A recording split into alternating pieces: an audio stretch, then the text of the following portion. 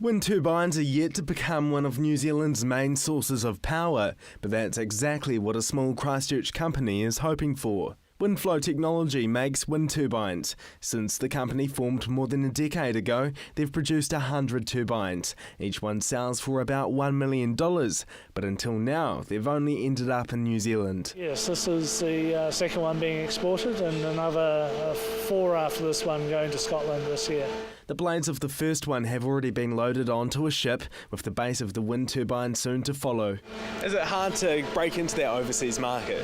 It's always a lot of work for export companies getting into overseas markets. We've set up a team of about 5 people over in the UK and invested quite a lot over the last few years. But we are making progress. Back home, the company has set up 97 wind turbines in New Zealand, all at a farm in the Manawatu. That wind farm produces about 500 megawatts of energy. That's about 5% of the country's power. Each wind turbine can supply enough electricity for up to 200 houses. It's the only independent power producer in New Zealand. Shareholders from throughout New Zealand and some big corporates came on board and funded that to the tune of over $100 million.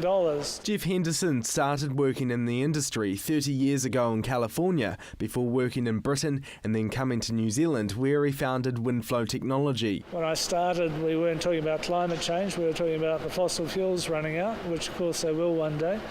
But climate change is something that's a major driver now. And I always felt it's better to be part of the solution than be part of the problem. The People's Republic of New Brighton has proposed setting up a wind turbine to power the suburb, and as far-fetched as that idea may sound, it's not too far from reality. Jeff Henderson says that within the next decade, a row of wind turbines could be set up on the top of the Port Hills. He's predicting that wind turbines will become a lot more common over the next 2 decades as the world becomes more energy conscious. So the resource is huge. I think you take 1% of New Zealand's land area and set it aside for wind farming, you get about 3 times the country's electricity generation. Meridian Energy is also targeting wind power. The company has about half a dozen wind farms, either in development or already up and running. However, all of their turbines have been built overseas. I think the toughest thing has been the lack of commitment by the state-owned enterprises to buy New Zealand-made product. This has been the main driver behind the company's decision to target the overseas market. Texas could be the next state to buy the Christchurch-made turbines.